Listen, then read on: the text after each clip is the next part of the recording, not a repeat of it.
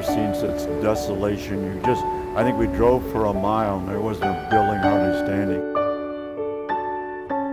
Nobody knew what was going on. They called the situation fluid, but fluid means that nobody knew anything.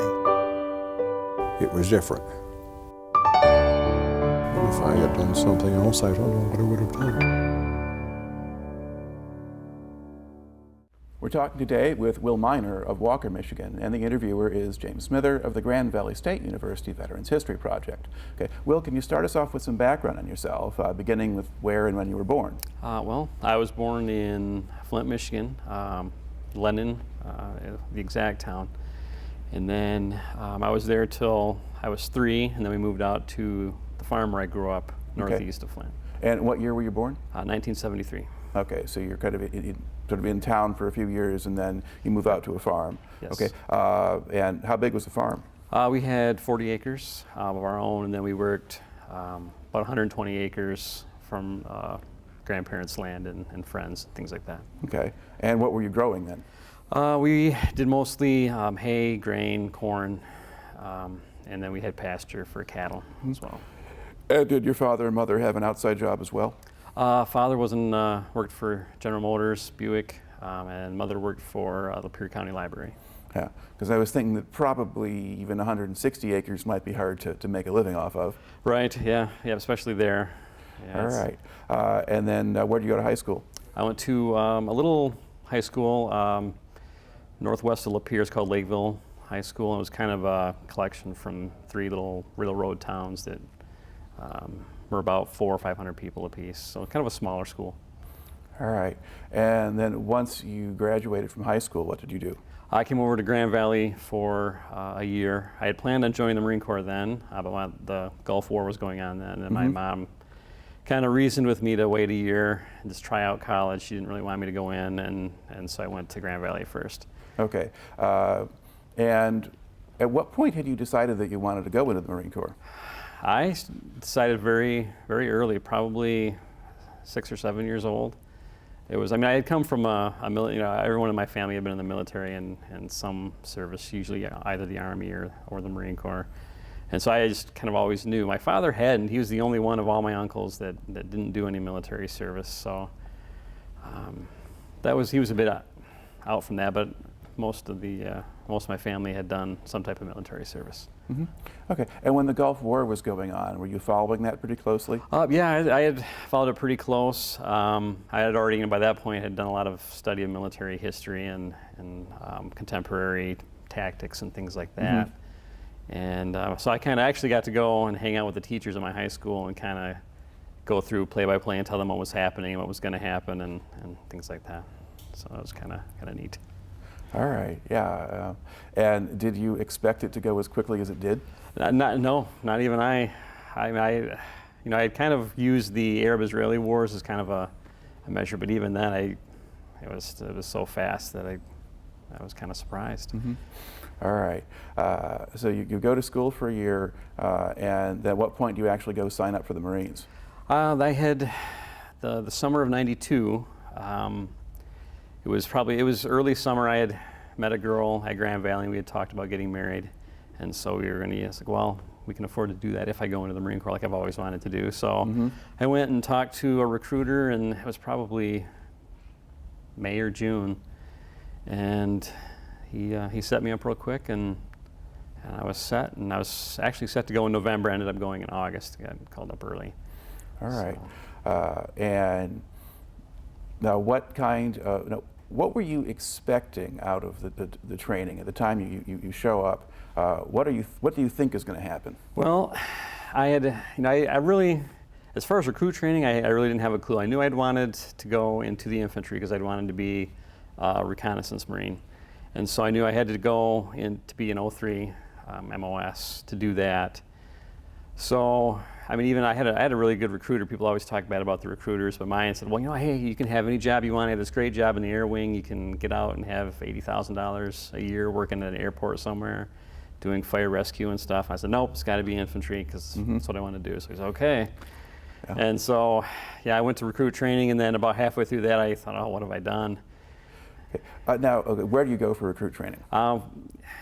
Michigan. it can go either way. You can go East Coast or West Coast. I just happened to go to the West Coast out to San Diego. And so right downtown San Diego and then Camp Pendleton further up the coast. Okay, and when you first arrive at the Recruit Training Center in San Diego, what kind of reception do you get? Well, it's they wait until nighttime so that you're disoriented as much as possible. They pile you into a bus, and they don't really. Actually, they meet you at the airport with the bus, and right away they make you sit down, and you have to look down, and you have to sit crisscross with your legs and sit and stare down at your lap, which is kind of odd because there's people coming out from their flights, kind of walking by, so you really start to feel like you're standing out. So it's kind of, that's when the first apprehension starts coming up, and then they pile you onto the bus. They take you onto the base, which is right next to the airport, and then they drive around the base once or twice, just so you have no idea where you're at in relation to anything, and then you get met by the receiving drill instructors, and they come on screaming and get off, and they have all the little yellow footprints all laid out, and probably that's about 50 to 60 feet long, and then there were probably, I don't know, say 60, 70 of us, roughly, and they all just kind of tripping over each other and standing there and receiving our instructions. So. All right, so you're standing up there, you have to stand at attention on the yellow footprints, kind of basically just right out in the parking lot or whatever. And then, now what kind of processing then do they put you through? That was kind of the surprise for me. It's just the first 24 hours is almost solid paperwork going through, you have that first real big rush of adrenaline, and then what they do is they just take you into all these various buildings, and you have to stand in lines for almost 24 hours. You just go through, you have to fill out all your information and a bunch of health records and things like that you have to fill out, and you have to do some tests while you're there. And it's just kind of, they just move you around, and you're just standing with your face smashed into the back of the person in front of you, or the back of the head of the person in front of you. And it's just kind of a lot, and we had a few people that kind of, that was too much for them, and they just went crazy. They just snapped and started screaming and shaking and everything, and fainting, and all kinds of reactions that were going on to it. It was pretty dramatic. All right, and so you're not getting to eat or sleep or whatever.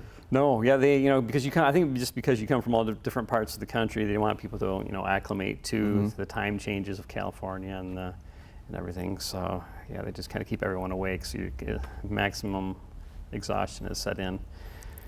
So. All right, and then the first time you actually get into the barracks, do they let you like sleep any amount of time, or just a couple hours? Or? No, they cram us in, and then we had to strip down, and then they smashed us all into the shower for starters, and just to wash off, which was, I think by that point other people had arrived, and I think there were 80 to 90 of us at that point, and we were in showers built for 20. And so it was kind of, you're just smashed in there, and you usually don't even get to rinse off, and then you come out, and then they make you stand around for a while, in front of your rack, and then you lay down, and they allow you to sleep, I want to say for a couple hours. It's hard to even say, just because by that point you don't even know what time it is, and so people are screaming in their sleep, and it's just really a traumatizing time trying to get that first bit of sleep in. And you think, at that point you just think, there's just no way I'm going to get through this. Which may be part of the point. Right.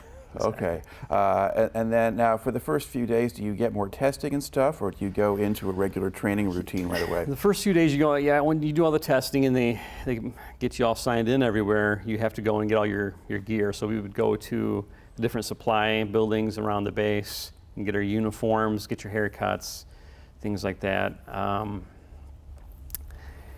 And then it's just, they try and, as traumatic as it is, they do try to ease you into it, so as you don't get too much culture shock. And so they march you around, kind of, you march really fast, but you're not really in step or anything at this point. But they're trying to just get you in shape and get prepared for what's coming up. And usually it takes a week to get through the processing, everything that you have to go through and do. All right. Now, what sort of people were you training alongside? Well, there were we had my friends from Michigan, from the Grand Rapids area. We all came together, but there were people from. My Iraq mate was actually from San Diego, Escondido, a little bit east of San Diego, and it was mostly people west of the Mississippi that we had. We wouldn't meet people from other parts of the country till later, and then they usually go out to Parris Island. Right. Okay. And were they all about your age, or were there some guys who were older? Yeah, they were mostly my age. I was actually considered kind of old just because I had waited a year to go in. And there were a couple, I know there were two or three that were older in the late 20s that were kind of, they were either going, I think one of them was going into the Secret Service, and so he needed to do his military service to do that, and then another one was going into the band. And he and his wife were going to recruit training at the same time. And he was, I think, in his late 20s as well. All right. Now, do they train men and women together? Not in San Diego. They do that in, they're on the same base in Parris Island, but they are separate. Yeah. And San Diego, at the time, and I think still is all men. So yeah, we didn't see any women at all. Yeah. Okay. All right. And now, what then? Once you kind of get into the routine, what do they have you do on a daily basis in basic training? It was kind of a regular routine. I was kind of surprised. I mean, they have 3 phases, and the first phase is kind of your indoctrination. They teach you start learning how to march. You do a lot of history classes and learning about the past wars and battles that Marines had fought in, and which is a big part of recruit training, which I think is different from the Army. Talking with my roommates who were in the Army when I was in college. And so we spent a lot of time just going to classes and learning learning like the different laws of war, things like that. And then the second phase where you actually do your field training, which is where you go up, you're bussed up to Camp Pendleton for a month, do all your ranges and your kind of small unit tactics, things like that.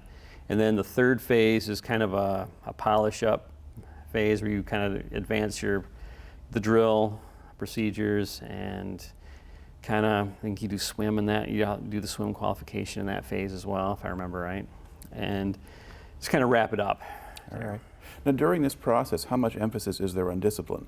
A lot, and it varies from because you have different companies that are of recruits, and they have slightly different styles, and I think they do that purposefully just so you have a feeling of distinction from other people. So like, people over in such and such a company, they don't do it quite. They get to eat ice cream, and we don't. We never got to eat ice cream or anything like that.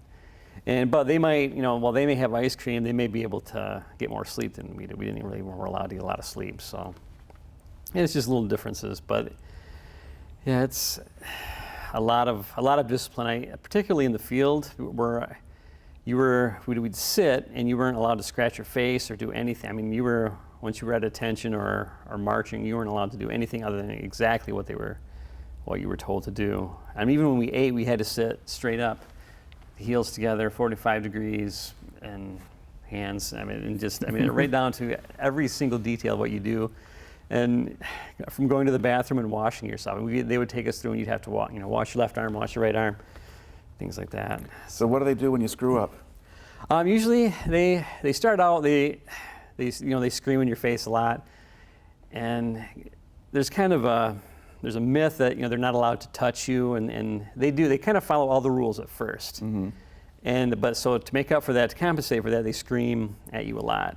Later on, they get a little more creative, and then they start kind of messing with you and making you do all kinds of just strange things. The strangest thing I can remember is when we were doing our field training. We had to count every night. We had to stand outside of our tents and count off our rifles. You just have to count off down the line, and somehow we'd always manage to get it wrong. So, and I just remember thinking, here we are. I'm a grown man, and it's 3 a.m. and I'm standing on the side of a hill in California in my underwear, trying to count a number, and we can't get it right. And it just seemed really kind of surreal and odd. But they also do a lot. They make you do push-ups and kind of make you hold your rifle out straight out, and kind of things like that. If you really messed up, they might give you a shoulder check or an elbow check in the chest or stomach like that, but that was very rare. And when it happened, it really didn't bother you that much, just because you kind of knew you deserved it.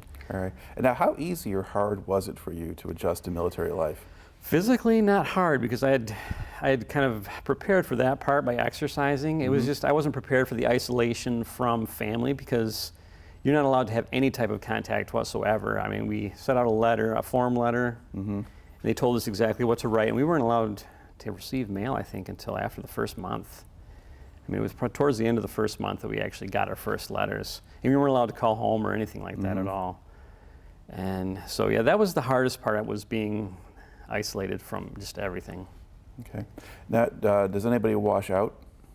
Yes, everyone likes to think that their drill instructors were the craziest, but ours seemed particularly so, and he took great pleasure in people washing out. So we started out, I think, with 85 recruits, and we ended in the low 60s, if I remember right. So we got rid of quite a few, and some of them were injuries, but most of the people were just, they had enough and were gone, and just kind of disappeared in the night, and we never saw them again.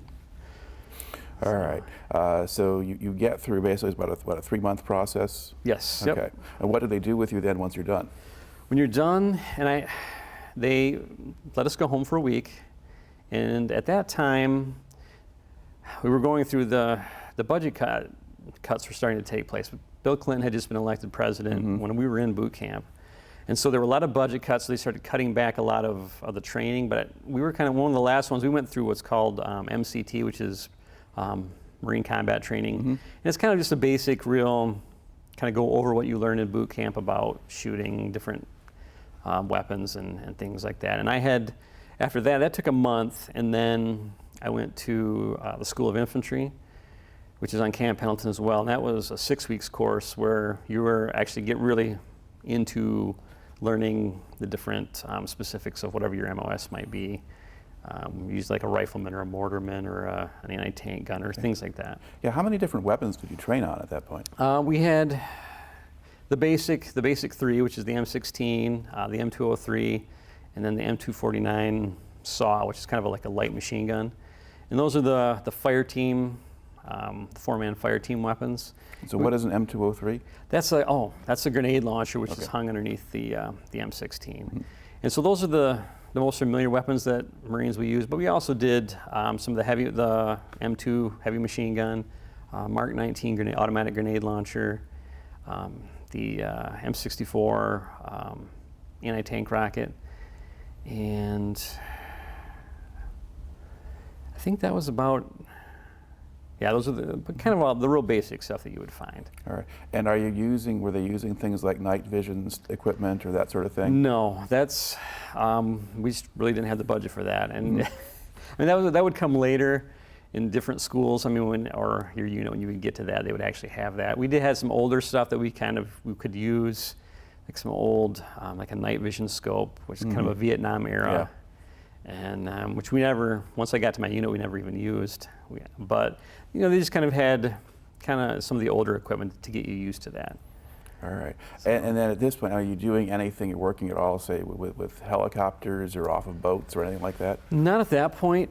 This is just real basic stuff. They had some practice helicopters where we would, rope out of just to kind of get, depending on where you get sent to. As an infantryman, each company has a specific role.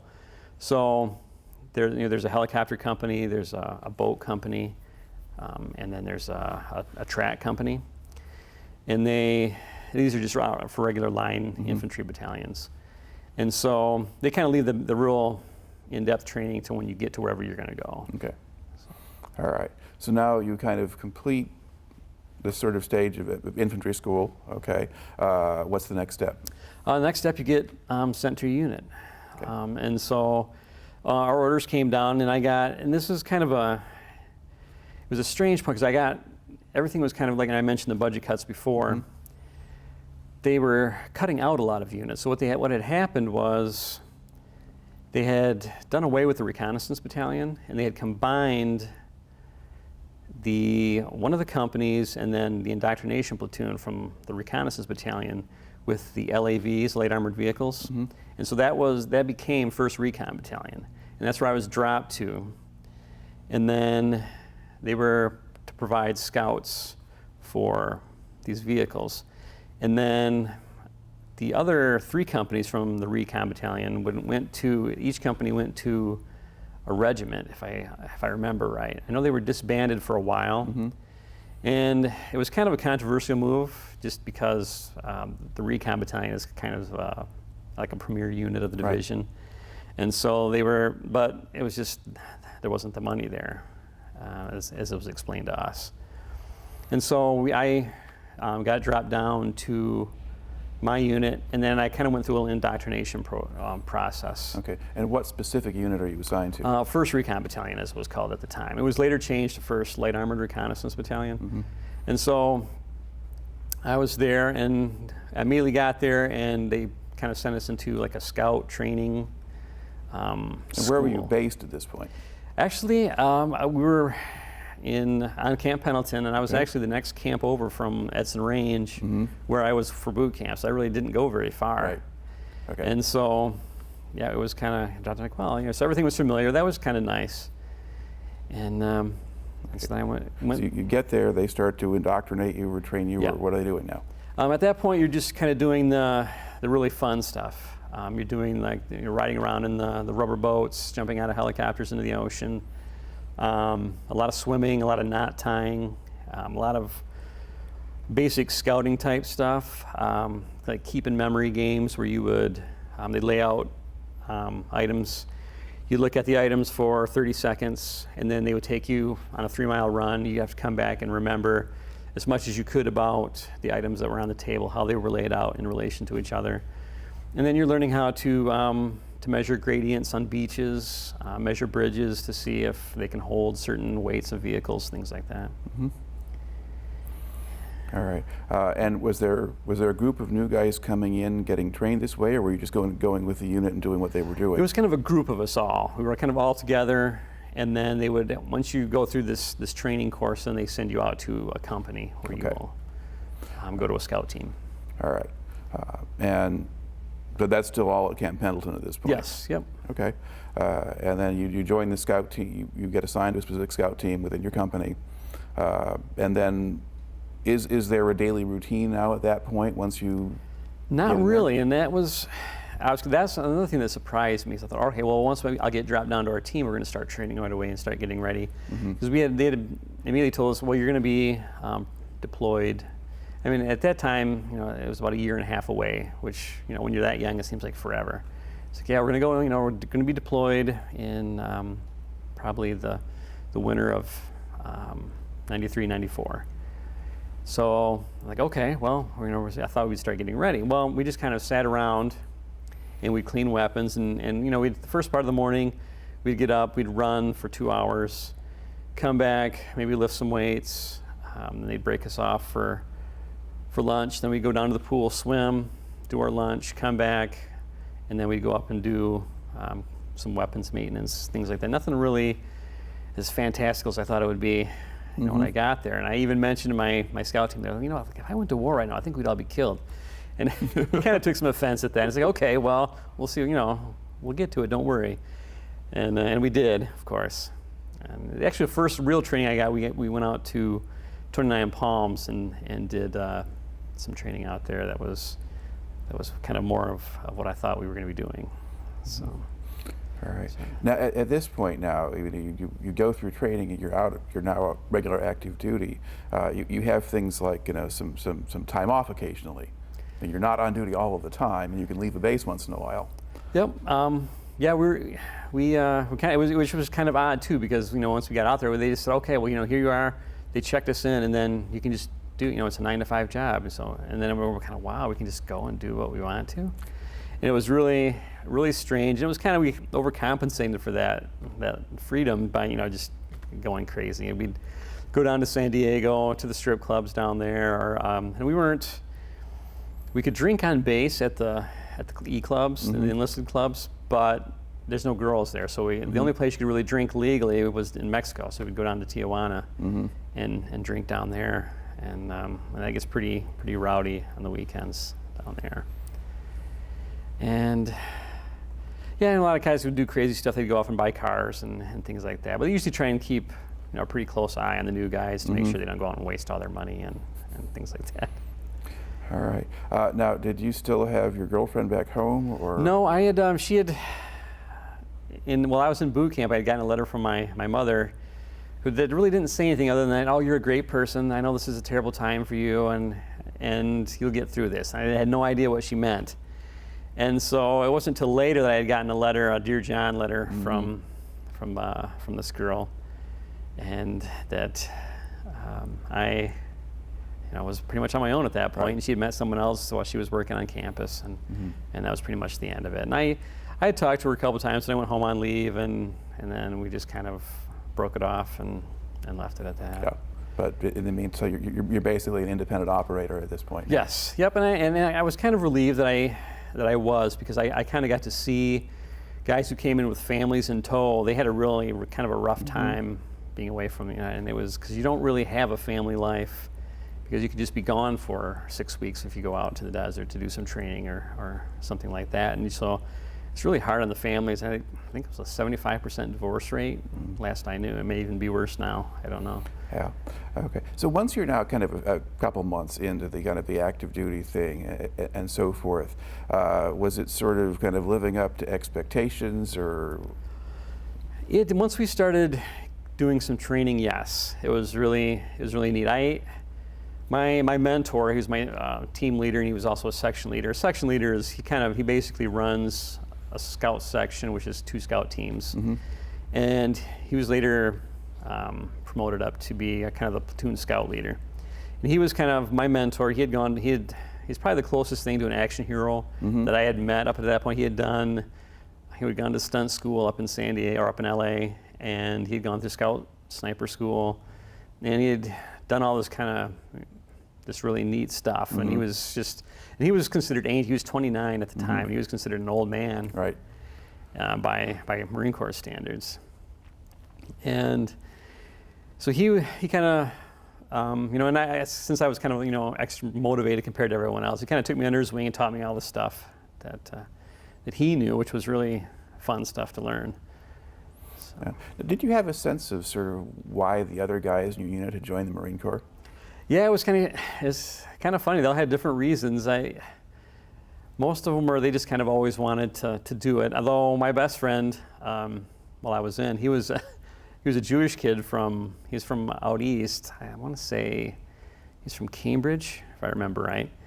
Somewhere out there, somewhere in Massachusetts. And he had basically joined the Marine Corps because he had gotten into some trouble, and his parents were angry with him. He just wanted to piss him off. So that's the only way I guess a rich Jewish kid can piss off their parents, is join the Marine Corps. And so we met in School of Infantry, and we're friends pretty much throughout the whole time I was in. And yeah. All right. And now, while you're in, do they offer people sort of educational opportunities or things like that, or is this just really all kind of physical and combat It's training? all physical, and I tried. I had wanted to take some classes while I was in, and there was just no time for it. I had done some paperwork, and they pretty much shut everything down. Said, no, we're not going to have time for that. And I did do some correspondence courses, or tried to do some correspondence courses while I was on ship.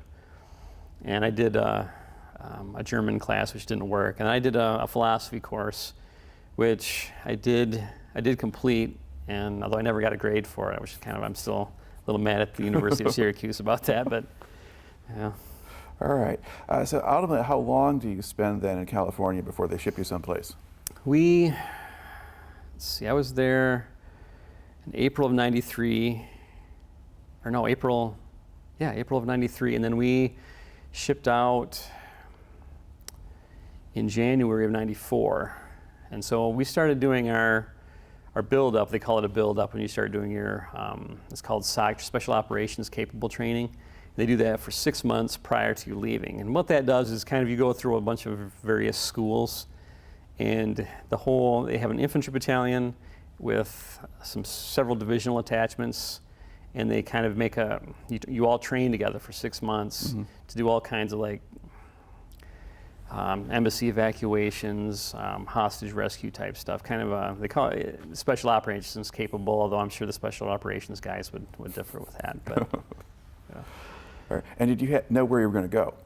yes, we knew pretty early on that we were going to be part of the UN involvement in Somalia. Prior to this, at this point, the Black Hawk Down incident hadn't happened yet, and so we were going to kind of be, I think early on, a supporting role for them.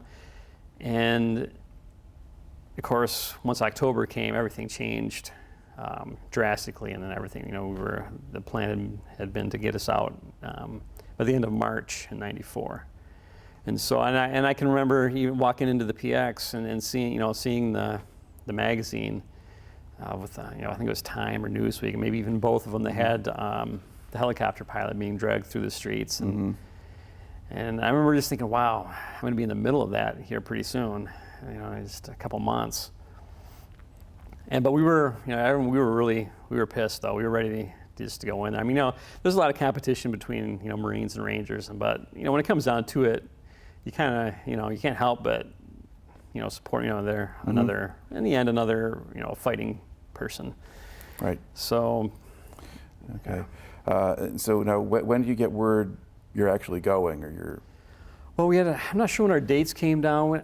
It was probably in the fall when everything got ironed out, and it's okay. Well, we know we're leaving, and it was, I want to say early to mid-January. Okay. I know I went home for leave for Christmas, and then came home, and as soon as I got home, or at that point I called home California. Right. I'd been there long enough, and so we just hopped on the ship and took off. So you actually went by sea? Yes, we shipped over there. Okay, so what sort of ship were you on? I was on an LSD 36, the Anchorage, which is the name class for that whole class. So it was the first one built, the oldest ship of its type. And it was old. It was kind of, the bigger ships, we had, I think there were 4 ships in that particular, they called amphibious ready groups. And so they had a huge, an LHD, which is a helicopter carrier. And then we had a couple of 3 smaller ships, 2 LSDs like ours, and then it's called an LST, which is a landing ship tank, and they have armored vehicles on. And that was an old World War II design, was this? Right. I think it was even older than our design and a bit smaller. I actually never got a chance to go on that ship, but the guys that came over from it, they liked our ship more, so I kind of consider yourself a bit lucky. All right, and then what route do you wind up taking? We actually, sometimes you'll kind of go around and hit different areas, but we went straight to Singapore, picked up all of our ammunition and everything there, and then went from Singapore directly to East Africa. All right, and how did the guys react to the sea voyage? Did people get sick in the process? Or? It was, actually, I liked it. It was, most of them liked it. It's kind of relaxing, and it's, we didn't really have any bad storms in that deployment. That came later, but the trip was pretty nice. And by the time you've crossed the Pacific, you're pretty tired of open water. And I remember we had seen the first island that we saw once we got over. Like, oh wow, I wish we could just go sit over there and just live there. We were so tired of being on ship by that point, and because it's pretty cramped, and you get used to, your sense of personal space completely changes because you have 15, 20 guys living in a room the size of most people's kitchen or dining room. And so you get you get used to just laying in a rack next to somebody. A rack's maybe only 2 or 3 feet wide, if that. And so once we were able to get off in Singapore, we were ready to party a little bit because there's a lot of rules in Singapore. So we had to behave. So. Now, how long did it take you to get to Singapore? I want to say 3 weeks or so. Maybe it might have only been 2 weeks. I know we didn't stop. We didn't stop anywhere else But some of those ships are not that fast. Right. Yeah. I think they're probably 20 to 30 knots top speed, which is about 20 to 30 miles per hour, or maybe a little bit less than that. So they're not too fast, but they had a group over there already that we were going to come and replace. So they weren't worried about getting us there too fast. Okay, and then you go across the Indian Ocean, and then do you just, is the next stop actually Somalia at that point, or you just stop somewhere It was, else? yeah. Well, it was intended to be. By that point, things in Rwanda had started to heat up. That was actually became our priority. And so we started planning and training for that. So they gave us maps, and they had some closed circuit briefings that the S2, the intel shops, had done for us, saying, hey, this is what's going on here. This is what a Tutsi is, and so on. And so kind of preparing us for, like, all right, they speak Swahili there too, because we'd already done some basic Swahili language training just to prepare for Somalia. Mm-hmm. And it's like, oh, this is what's going on. Everyone's, there's not a lot of weapons, firearms, but they're using a lot of machetes and things like that. And we're probably going to deploy there, and it's going to be real sticky, and we're kind of getting ready for that, doing some riot training, things of that sort. And a lot of the stuff we'd already trained for Somalia. Mm-hmm. All right. Now, did you actually go ashore in Somalia? Yes. We went in. It was kind of that was an interesting event, because we shipped in off the coast, and we sat off the coast for a while, very close.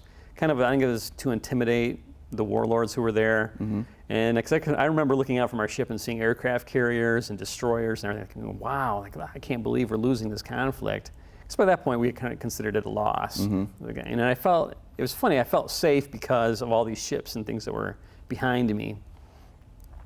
And so we just sat and kind of watched the city. And I remember thinking how unimpressed I was, because I was expecting something a little more built up, not something just kind of run down as it was. Right. And at nighttime, there was a lot of fighting that would happen at nighttime. So we'd be watching from our ship, and you could see tracers flying through the city and helicopters going over and shooting down into the city. And I'm not sure, it was dark, so I'm not sure if they were U.S. helicopters or if they were other UN contingents. I'm not sure. I know the Italians were there, Pakistanis, Saudis, and Germans were there at the time we were there. All right. And so then what happens now? How do you go ashore? So we prepare, they give us all of our briefings. So we're preparing for a good old-fashioned style World War II type thinking. I mean, you'd always prepare for the worst. I mean, we came in on what are called LCACs, kind of the hovering aircraft, the ships that hover above the water. Mm-hmm. And so we knew it wasn't going to be a real hot landing or anything like that, but we really didn't know what to expect, so we were just preparing for the worst. So the night before, we loaded up everything, playing inspiring music from, Danzig and Manowar and all this stuff. And so, we're basically, at this point, preparing for what we think is going to be this huge battle. And so we load up into these craft, and by this point we had shipped way away from the coast. And then we came in south of Mogadishu, and by the time we had got there, it was probably early morning, mid-morning, and came off. I remember kind of looking out, and there were people waving us off, and so we rolled off, and the first thing I see is, this Somali guy squatting down, relieving himself and wiping his ass with sand. I'm like, well, this is a weird introduction to Africa. It wasn't what I expected at all. So we just immediately rolled off and just started off to do patrols around kind of the area we were at. We were in a little, I'm not even sure if the village had a name. They were just kind of little mud and huts with a lot of like briars and branches they had used for fences and walls and things. And just kind of did security patrols around the area there. And we really didn't start doing missions up in Mogadishu until a little later in that week. Okay. And then what happens then when you start doing those? Not too much. There were, I think at this point, the warlords were sending, they were raiding these smaller towns south of Mogadishu. But once they knew we were there, they knew we were leaving in less than a month. Mm-hmm. Or so. So this is probably mid-February or so. And so they know, well, you know what, Americans, they're not going to be around too much longer. So let's just lay low till they're gone, then we can take over the place when they leave. Mm-hmm. But there's always these, the kids and the teenagers, they want to kill Yankee Marine. Mm-hmm. So you have these guys, they get wound up and they'll take pot shots and things like that, but nothing really intense like that had happened, a couple months prior, or the stuff that the guys in Iraq and Afghanistan went through. Okay. When you go into Mogadishu, what are you going in for? Our initial mission was they were doing some electronic warfare, like monitoring the communications of this is all before cell phones became readily apparent, or readily available. Yeah. And so they're still using these old radios, I guess. So we escort this electronic warfare vehicle up to the airport there. And that was kind of odd because we came in, and again, I was just really unimpressed with how Somalia, how Mogadishu was in particular. It was just kind of, I was expecting like a regular city with, big buildings, maybe 3 or 4 stories high, but it was just all kind of 1 and 2, 3-story buildings tops where we were at. And so we came in through the gate, and I just remember we rolled in, and I remember just as we came in, everyone was looking at us like, what are you doing? Or like we had just stepped, we were like aliens that had stepped in. There were, Army guys that were there. They were in their shorts and T-shirts walking around, and I was like, you guys, you're in the middle of a war zone. What are you doing dressed like this? And we were next to some Fallschirmjägers that were there from Germany, German paratroopers. And so they thought we were pretty cool, so they're all taking pictures of us and everything like we were celebrities. And like, oh, you're really out there? Like, yeah, we go wherever we want to. And then we left, and sure enough, as soon as we left, I think it was the next day, they hit that same gate with rockets. I mean, they were watching. They were keeping pretty close eye on us. But we did mostly just kind of security patrols around the different UN bases and Malaysians in particular. Yeah. Now, was there still an aid effort going on? Are they still trying to bring in food and supplies and things? I don't know. I think by that point they had given up. If they were, it wasn't very intense because I didn't see anything like that at all. I know there was a Swedish-run hospital that was there, and they were doing, because they were still fighting in between the different clans going on, and so people would get injured. And it's always, that's the thing about modern war. It's always the civilians are the ones mostly that are getting injured and killed. And so they were doing that effort for sure. But as far as taking food out, I don't think they were doing that anymore. Now, how much did you see of the civilian population? Quite a bit. And actually, one of the most beautiful women I've ever seen was there. I remember they said, whatever you do, don't interact with the women whatsoever, because they can, that's the strict Islamic law there and everything. And there was down kind of where we never had the same base twice a night, but we were kind of in the same area. So there were, people would come and go, and they'd be in their cars. But I remember this woman came down, and she was tall, real thin, and she had her head shaved. And we'd pass by her every day, and I remember she had this really long neck. And I remember I always kept wanting to wave to her and wave to her. One day I'm like, fuck it, I'm gonna wave to her. So I went by and I waved to her, and she kind of turned her head real shy. And that was about the only interaction I had with aside from we would do like roadblocks and things like that. And when people would bring their vehicles or their through, we'd interact with them that way, which is wasn't very funny. She had to be real threatening, raw business and everything. And you never knew if they were the ones that were, were going to shoot at night or anything like that. So, it was I didn't like that part of it. That wasn't so great of interaction, but there was some good interaction. All right. And then, I don't know, what impression did you have of the other kind of UN contingents who were there? The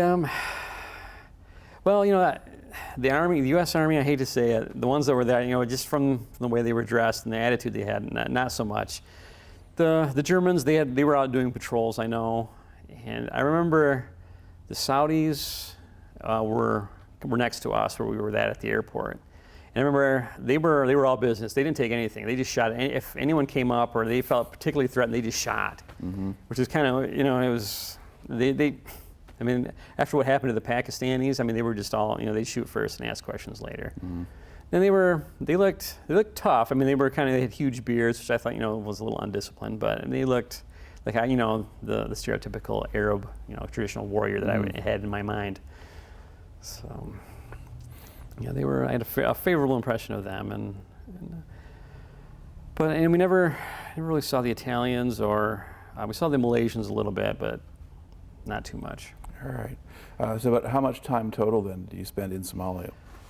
It's hard to remember, just because at that point you're kind of living day to day, and I just quit keeping track. Just my birthday. My birthday was the 14th, so I remember I kind of used that. So it was before my birthday, and so it was probably a couple weeks, I think. Okay. We'd go do some patrols, go back out to the ship, and then we'd launch back in, do some more patrols again. Like we did some operations north of Mogadishu, just some stuff to investigating, like some technicals. that were supposedly up in that area. And did you ever encounter any actual opposition? Not really. I mean, it was kind of, it was fair. I mean, we'd have like probes at nighttime that were, you hear like rustling out. I mean, like people you weren't sure if they were animals and you might hear like some rattling on a weapon, but they would never come once they, we thought were close enough, we'd pop a flare or something like that, and they would stop and then just leave. And so, yeah, it wasn't, they weren't, I mean, like a lot of it was just like sniper type stuff, more or less. And, even then, we talked about mines, watch for trash on the road, but it was nothing like it is today. I mean, there was no remote detonation or anything like that. It was good old fashioned mines. And so it wasn't, we weren't too worried about that, just as long as, you could kind of see, hey, if there was some disturbance in the road, you'd go around it. Pretty easy. All right. So you have that experience, and now that you go back aboard ship, do they keep you off the coast of East Africa for a while? Is this sort of the Rwanda phase? We had kind of went up to, into a launching area, so where we would go to Rwanda. We were supposed to go in, our plan was to go into, there's an airport in Mombasa that we were going to go into, load up our vehicles onto C-130s and then land in. So we kind of gone back and forth. We had gone down actually to Kenya and trained with we had on northern Kenya along the border. I guess some warlords were coming across and were kind of raiding the towns along the border there. So we went and kind of did like a show of force and trained with their militia units a little bit. And that was fun because you got to live with the people and kind of get to know them, and that was really cool. Okay, so what was that experience like, or what kind of situation was it? It was kind of, I mean, it was different because we were actually in a jungle, like a rainforest type jungle at this point, because it's more down that way, it's a bit more lush. And so, we'd kind of go in and we just kind of live among the people. We'd still sleep in our vehicles, but we'd hang out with them and their families and go and train. We'd, trade weapons and shoot our different weapons and kind of go up to the border and kind of look mean across the border in case anyone, is up there. So, yeah. All right, and what was the attitude of the locals toward you? Oh, they were, just the way we came in, and they're living in grass huts and up there. And so, yeah, we were like spacemen stepping off a flying saucer. I mean, it was really weird. The kid, you have the grown-ups would kind of stand back and, and look at you, but the kids would they loved you. And we each adopted our own kid for our vehicle, and then we'd race them against each other and have bets on who could win, and then we'd, share candy with them and everything. It was really fun. Yeah. All right, and about how long did you spend doing that, do you think? Probably just not more than a week, I don't think. All right, and then is it kind of back on the ship again? And yep, and then we did some time. We did get some liberty down in Mombasa, and which was really fun. Is Mombasa more of a town than Mogadishu was? Yes, that's more I was expecting. We had all the great resorts and stuff along the ocean, but it was regular. They had banks and libraries and everything there, and it was just you got to go out and they had dance clubs, and you go out and hang out with the girls and everything, and it was fun. All right, and then you continued, and then after that, do you go home again, or do you stay in the Indian Ocean area for a while? We kind of stayed around after. When we left, we kind of finished up our operations there, and we had to do this kind of a pass and review thing with our ships, and we had to dress up in our Charlies, which is a dress uniform, not too dressed, but pretty, had to go out and stand at attention as we drove by, which is usually a sign of respect. There was some resentment among some of us for having to do that, just because we had lost from as far as from the way we saw it. Yeah. And so we went and did that, and then we kind of hung in the area for a little bit, just in case something went down, and then we headed to Australia, which was kind of what everyone was waiting for. That was the big, payoff that we got at the end. Now, where do you stop in Australia? We went to Fremantle, and Fremantle and Perth, which is, Fremantle's kind of like the little harbor town, and then Perth is the big city. And so we were there for, I think, 5 days, and luckily my friends were in charge of doing the duty roster, so I didn't have to stand any guard. So I just went out, and basically we just partied for the 5 days, and I think we might have slept 2 nights of those 5 days. So that was a lot of fun too. All right. And then did you sail home from there, or? From there, then we hopped on. We went to let's see, then we went to Hong Kong. I want to say it was, no, it wasn't Hong Kong. It's hard to remember because we didn't do a lot of, we went, actually, I think we went straight to Singapore, if I remember. No, I'm getting them mixed up because my second float, we went a lot of places. Okay. And so it's hard for me to remember. I want to say we went to Malaysia, but I think we might have went to Malaysia on the second float. Or it might have been the Philippines. Yeah, it was the Philippines. That's right. We went to the Philippines, and then from there to Hawaii, and then home again. All right. Now, was the weather okay on the trip back? Everything was, yeah, it wasn't too bad. It was, and I kind of actually got, during that trip, when it was winter in Australia, I didn't realize that the seasons flipped when you cross the equator. So we're, 130 degrees up in Somalia, then we go down to Australia and it's just absolutely freezing. And so it was a bit stormy down there, and just because of the time of year it was.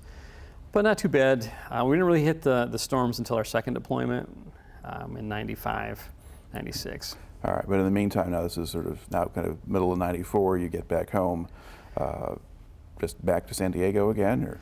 Yeah, that was, and it was kind of weird. We just kind of rolled off our ship. We went on our landing craft and the vehicles went off, and we went back to the barracks and parked our stuff and turned them in. It was just odd because we rolled off and I just come back from this deployment where we had some traumatizing experiences that had happened, and so it was kind of it was really weird. It was kind of hard to adjust, and then you come back and we cross over the 5 and there's everyone driving to work, and we went in, handed our gear in, and I went out to a Mexican restaurant that I like to go to, and people are just going about their lives and didn't know a single thing of what we had done or anything like that, because there was no report, there was no news there when we were there at all. Yeah. And by that point they had all been chased off, and so yeah, it was just kind of a weird coming home for that. And and I was a little resentful for that. Just like, well, at least they would have known we were there. My mom, the only thing that I had, my mom mailed me a news clipping about us being deployed in East Africa, and that was really all there was, as far as I saw. So there's this stuff is going on out there in the world that some of it's kind of dangerous, and the Americans are going over there, and no one knows or pays any attention. Yeah. Okay, and then do you go back again to just kind of the stuff you had been doing before? Yep, you pretty much, by that point, you go back, you have some downtime, some people go on leave, and you start just kind of go back, just relaxing more or less. And just going back to exercise, kind of the 9 to 5 type stuff again. Now, do they have you scheduled then for another float or overseas deployment? The word came down for that probably a couple months after we had gotten back. So, okay, you guys are going to get to deploy again, which I thought was great because I loved being on the ship and traveling around and all that. And so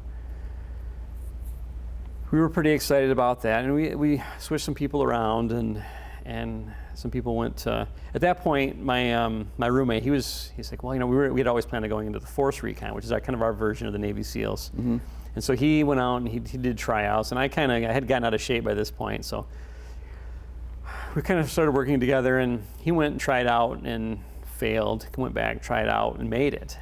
And so he went down, like, oh man, you gotta come down here. So I'm like, okay, well that really motivated me. And so I started getting in shape, swimming again, doing all that stuff, and then I had tried out and failed, and everyone fails their first time. And I had done pretty good though, and I thought, well, if I try again, I'll make it this time. And then by that point, I had met a girl from up in LA, and kind of started hanging out with her. And I thought, well, do I really want to do this? And so I have to, extend my deployment because, because it takes a long time to go through all that training. And after another 2 years, I probably added on. So I kind of gave up on that and just kind of thought, well, I'll just do this next float because I like doing that. And so you basically had been, when you went in, were you looking at just doing a single hitch in the Marines and just having that experience? Yes, pretty much. I had been to Grand Valley. I had liked it more than I thought I would. So I thought, well, I kind of want to go back there. And so I read a lot and everything, and kind of, I took some more some classes while I was on ship. And then, so I had always planned for it just to be a short-term thing. I thought maybe I'll do some reserves afterwards, some reserve stuff. Because it's an eight year altogether. You do 4 years active, 4 years inactive. All right. Okay, so now you're kind of, so you're already in a way looking ahead toward life moving on and so forth beyond being in the Marine Corps. All right, and then, so when then do you head off again for the second float? So we headed out, it would have been November of '95. We shipped out. Because we had the Marine Corps birthday was November 10th. And I want to say it was, we had our ball down in 94 or 95? Of 95. So that would have meant you were back home for over a year before you go out? Yeah, about a year. So yeah, because it takes 6 months to build up again. All right. And by that point, my mentor had moved on, and I had taken his place. So I was in charge now. And so I had my own guys that had come in, and I was busy training them, getting them ready. And yeah, so by that point, all that was done, and we set out again, and probably, I want to say it was November 15th that we stepped off. And then, but this was what we were going to be considered kind of an easy go. So we went to Japan and China, Hong Kong, and then went over to the Persian Gulf and just kind of hung out there. There was nothing, by that point there was nothing really going on. And then that was the point when we crossed over the Pacific on the way over to Singapore, that we got hit with these storms, and our ship commander had been in the Navy for, I think he said 32 years, and those were the worst storms that he had ever seen the whole time he was in. And we had, I think, 50 to 60 foot swells at some point. We had waves coming over the flight decks on the back of our ships. And there were a few days that we actually were just confined to our berthing areas, and just we took belts and strapped ourselves into our racks, just because it was, I mean, the shift would come down, I mean, like this, almost vertical at some points. And I thought we were going to sink. The Navy guys are like, no, U.S. Navy ships do not just sink. Yeah. And they were a little offended by the thought that we were scared it was going to sink. Did you get used to it at all? I did. Most people, and just because I never really got seasick then. And so, I mean, so they would send me up to the hall, the chow hall, to get the food to bring down, because we had to eat just because you couldn't go around in the ship, and it was just too dangerous. You'd be walking down kind of the hallway there, and the ship would just drop 30, 40 feet. And it was, so I mean, you're tripping and falling and hanging on to it was So you're bringing the food back in closed containers, right? Yes, yep. Yeah, stuff a backpack and bring it back. So. I mean, but wouldn't guys just get sick anyway? Or? Yeah, they just, they have bags, and they'd be thrown up into the bags, and it was, and some people, they just wouldn't eat. Some guys just, refused to eat, and that was just so bad. And actually one time, it was right, because they sealed the ship, no one was allowed to go to the outside of the ship, it was so bad. Once it had calmed down a little bit, I kind of looked, I opened up one of the hatches and peeked out, and it was frightening to see the ocean like that, because it was almost like it was alive and trying to kill you. It was so crazy. So. All right. And what do you remember about the places you visited? I remember it was much more kind of toned down, because at this point, we were doing our Somalia flow. We had made all these, it was very serious. We made all these suicide pacts. Go, okay, hey, if you're about ready to get captured, I promise I'll shoot you. You promise to shoot me if the same thing's going to happen to me. Because no one wanted to because we had heard all the stories about stuff that had happened to guys, getting hacked up and all this stuff. And we didn't know, and being tortured. No one wanted that. So this time it was a completely different environment, because okay, we're going to go over, we're going to hang out, we're going to travel here, travel there. And it was kind of more like a dip. They always told us, just remember, when you go ashore, you're Marines, but you're also U.S. diplomats, and God help us, you're the only Americans these people are going to see. Don't make an ass out of us. And so we kind of go out and just do that. We did a lot of diplomatic stuff, where we went to an orphanage in Singapore and fixed their bikes for them. And when we were in the U.A.E, we helped build a Special Olympics kind of a workout center type place. So it was kind of a lot of stuff like that. We did some training. We did some jungle training with the Singapore Army. And then we did a lot of training with the Amirians, with their infantry, and I actually had to do some espionage there. They had the new Russian BMP-3s had just come out at that point, and the Amirians had bought some, and so we were climbing all over them, and the Russian advisors were like, no, you get off. And so I had my camera, I'm taking pictures of all the different parts inside of the vehicle, because no one had ever even really seen the interior of a BMP-3 at that point. So what is a BMP-3? That's kind of it's like an armored personnel carrier, Okay. but it's a Russian version, so they're much more cramped and far more uncomfortable than Western versions. And it was considered Russian high tech at the time, but once we they got the pictures developed and kind of went over everything, I was like, wow, they were kind of unimpressed with it, with what we found, and just kind of just rehashing of old technologies, basically. Yeah, and these are now Russian because there's no Right. Soviet Union at this point, so it's kind of, Yes. but maybe they're still using sort of what was left over from the Soviet era. Yeah, and I'm not sure. I think that's still, as far as I'm aware, it's still cutting edge. I know they've done some heavier, after their experiences in Chechnya, they have some heavier APCs they made from tank chassis. But as far as I know, that's still Russian high tech. So I don't know.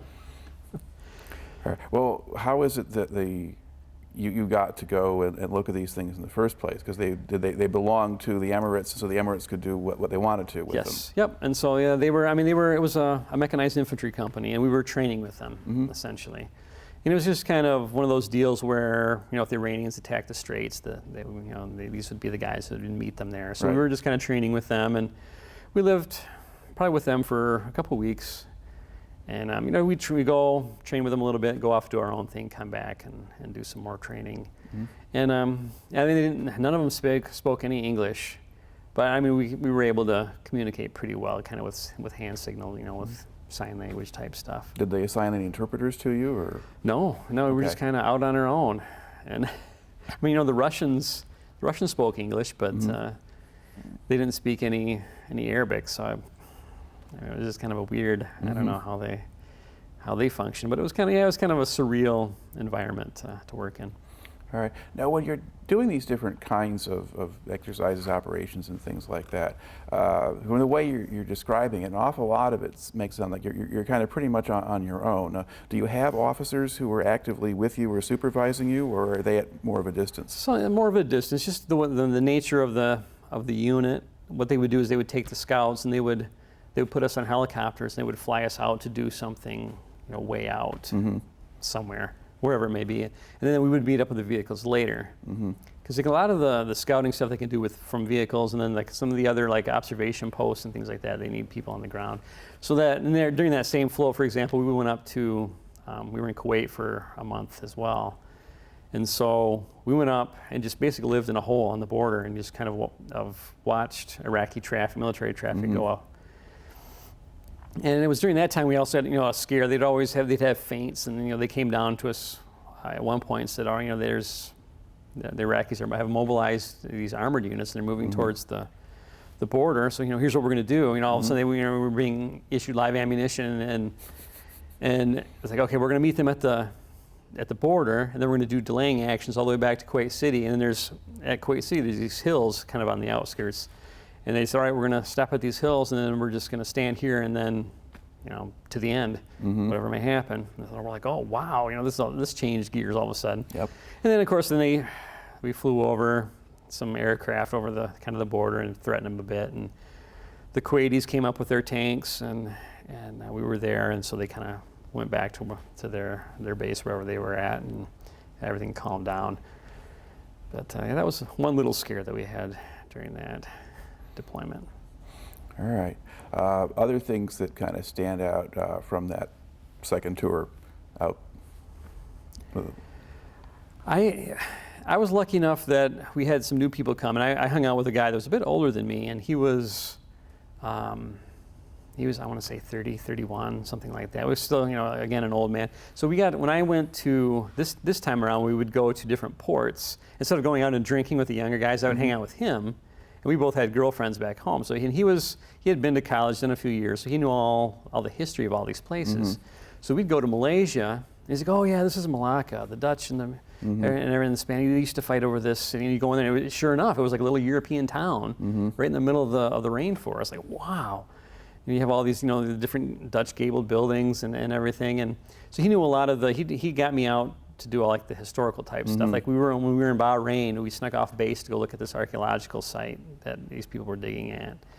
And so I got to get a lot more out of my second deployment culturally than I did with the first one. And then we didn't go a lot of places in the first one, but just having someone, a little more mature with me helped me appreciate kind of, other countries a bit better. All right. And then when do you get back?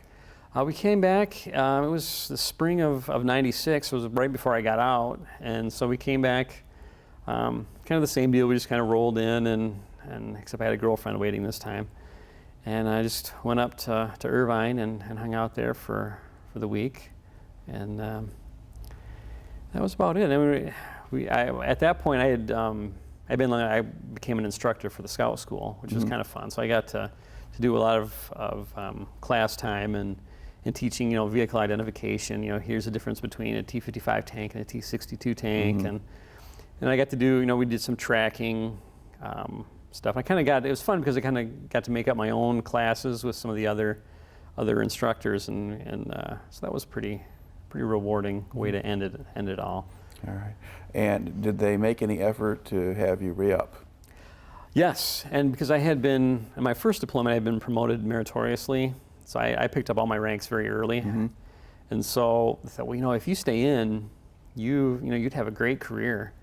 If you wanted, you'd fly, no problem. I thought, well, no, I don't really, I want to go to school. I'm like, okay, well, go to school, but be an officer.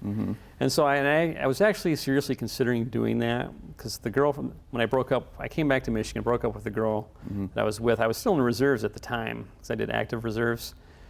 And so I actually, for a while, was seriously considering doing that, and I just missed a couple phone calls and then changed my mind and ended up not doing it, which might have been a good thing, because they would have paid for everything, and my cost of living and everything. I wouldn't have had to have worked at all or anything. I could have just went to school and would have made things a lot easier.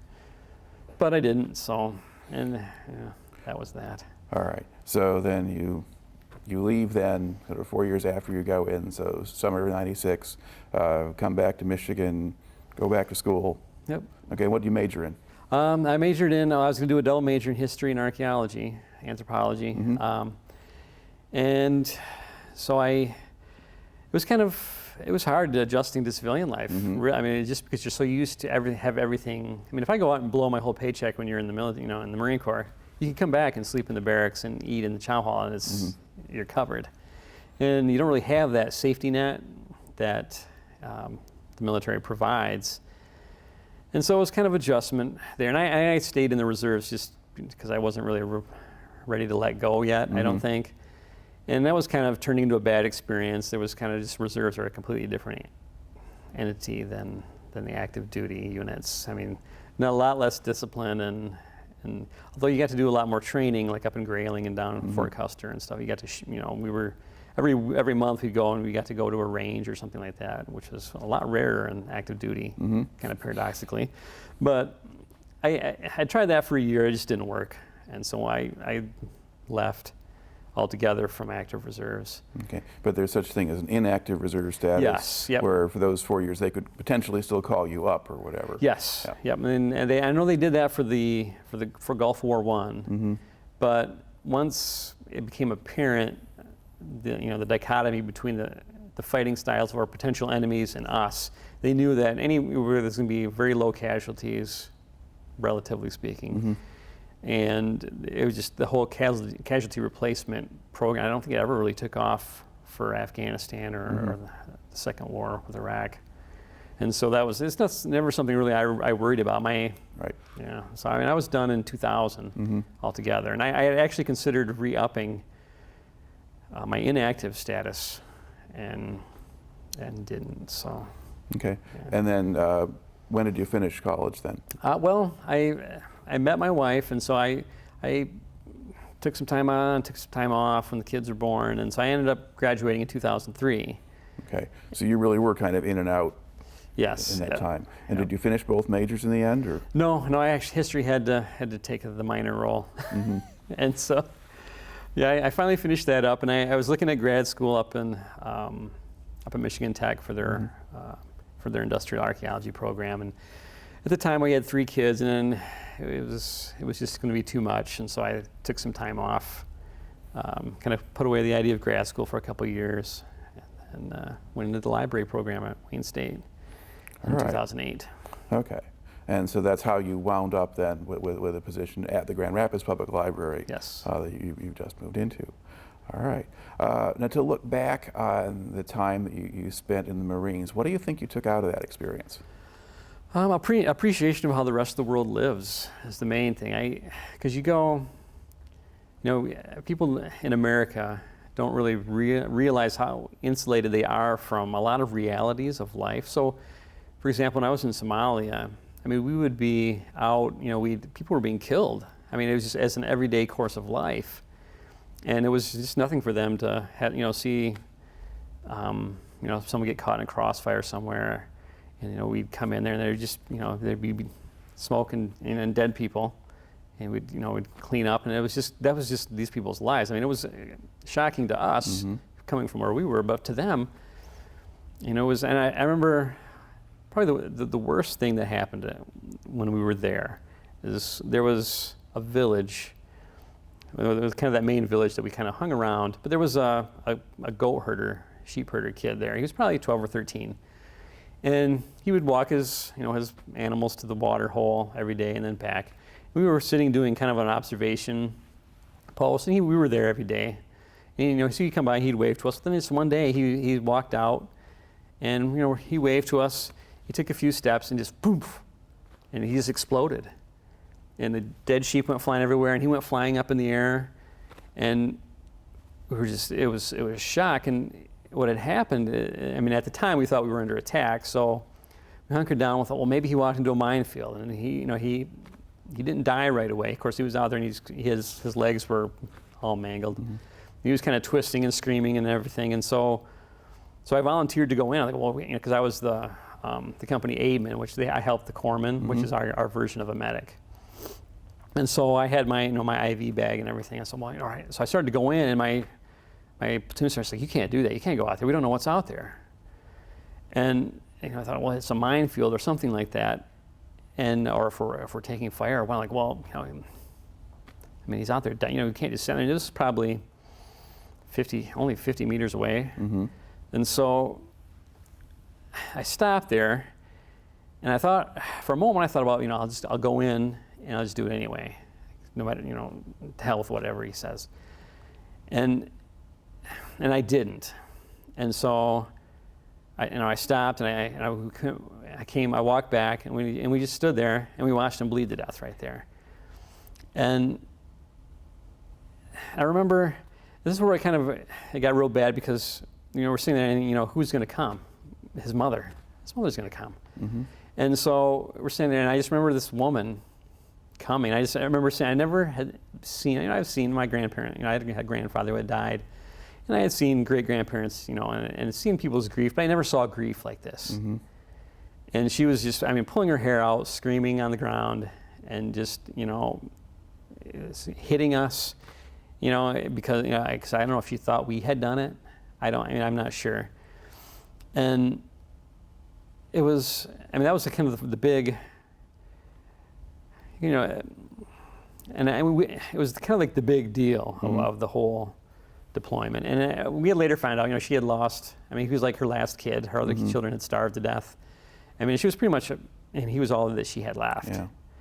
And so you get to see stuff like that out there.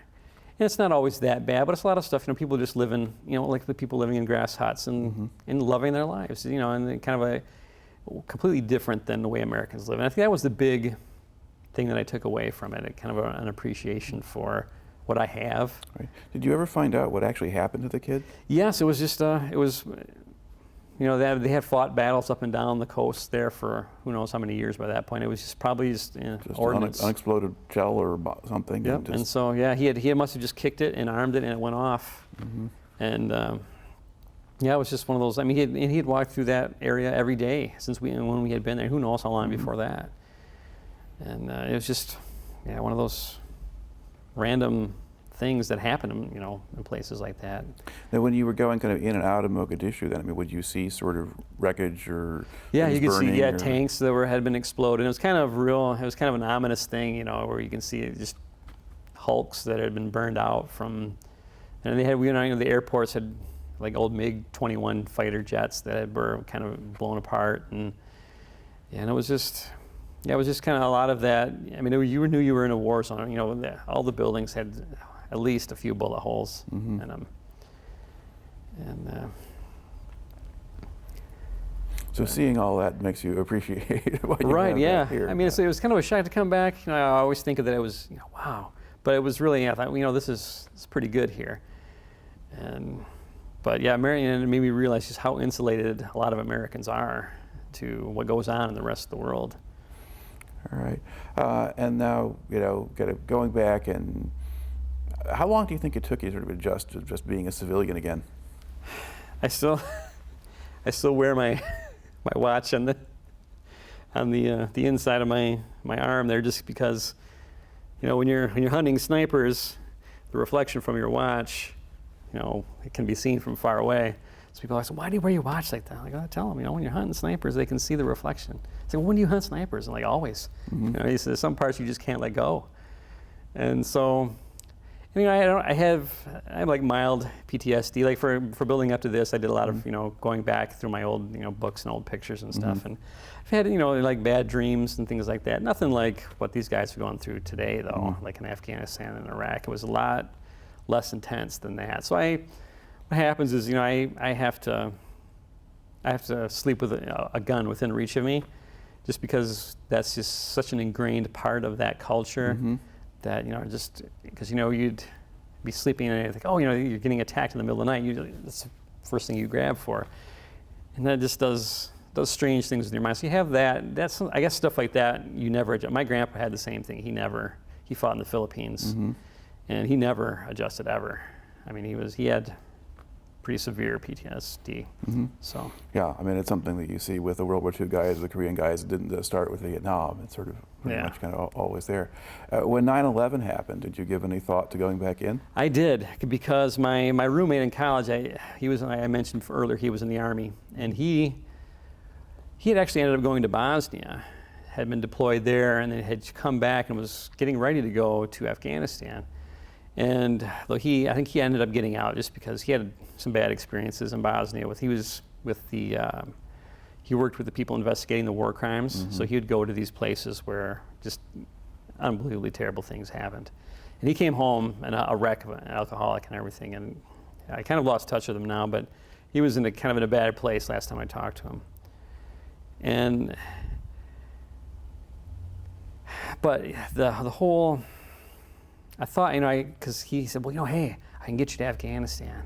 He's like, all you have to do is you have to join the Army. It's like, you know, Special Forces guys are taking a lot of volunteer. You know, they're taking a lot more people and they're expanding everything. It's like, you're still in good shape and everything. You could do that. You have a degree now, and with archaeology, so you could be perfect. And I thought about it. I went and talked to my wife about it, and it was just, in the back of my mind, I knew there was no way that was going to happen. I thought, well, you know, if I wasn't going to go to grad school, I sure wasn't going to, you know, pack up and go, you know, fight on the side of a mountain somewhere in Afghanistan with leaving my family back home. There's just no way I was going to do that. And so I kind of just let it go and left it at that. All right. That may have been a healthy thing to do. Yeah. All right. Well, listen, I'd just like to close this out by thanking you for taking the time and coming and sharing your story today. Oh, thanks for having me.